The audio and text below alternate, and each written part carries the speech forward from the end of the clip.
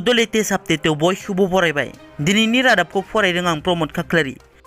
गिबि निउज आपडेटआव दङ। आसामाव फिन गुबुन सासे ड्राग्स फालांगिरिखौ पुलिसआ गुलि गावदों।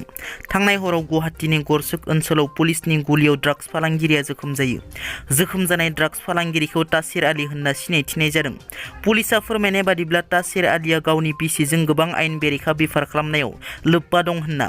तासिर आलीखौ पुलिसआ हमनानै बिथांनि आयेन बेरेखा बेफाराव लोब्बा थानाय बिथांनि लोगोफोरनि थाग्रा जायगाखौ दिन्थिनानै होनो लांनाय समाव पुलिसनि आखाइनिफ्राय खारखोमानो नाजानायाव पुलिसआ आथिङाव गुलि गावो।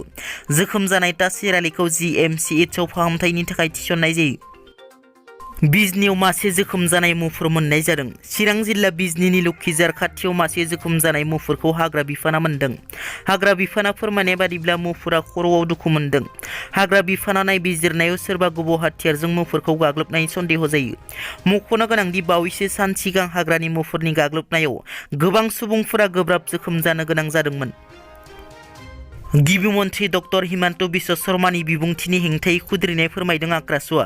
थांनाय 1 जानुवारि खालि मोनद' हारिसाफोरखौ ट्राइबेल खालामनाय आयदायाव खौरांगिरि मेलनि गेजेरजों बिदान्थि गोनां बिबुंथि होनायनि अजद लाबोदों आक्रासुआ।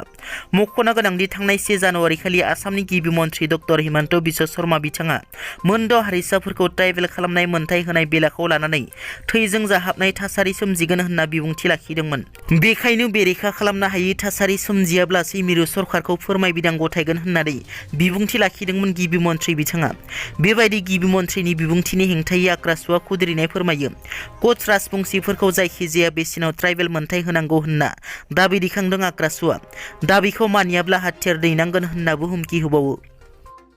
बाक्सा जिल्लानि गरेस्वराव गावनि असे बिमायानो मोजां मोननाय हौवाजों लोगो नांनानै बुथारनो खैसार सानायनि अजद दैखांदों उन्दै हिनजावसा गथ'आ। थांनाय 1 बोसोर सिगां बाक्सा जिल्ला गरेस्वरनि CRPF जवान उत्तम चौधुरीनि बिसि प्रार्थना चौधुरीया फिसायनि सोमोन्दोआरि बिमानैनि फिसाज्ला कुलदीप सयकियाजों मोजां मोनज्लायदोंमोन।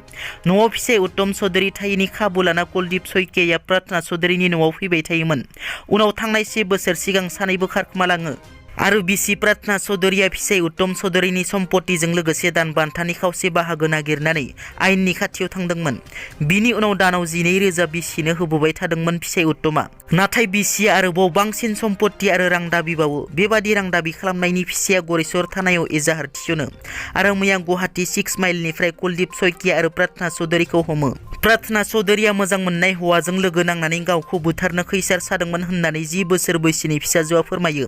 10 बोसोर बैसोनि उन्दै फिसाजोआ जोनोमगिरि बिमा प्रार्थना चौधुरी आरो मोजां मोननाय सेंग्रा कुलदीप सयकियाखौ फासि होनांगौ होनना दाबि दैखाङो। दिनैनि रादाबा एसेनोसै। नोंथांमोना जुदि आंनि चेनेलखौ दासिमबो साबस्क्राइब खालामाखै, अन्नानै साबस्क्राइब खालाम। गोजोन्थों।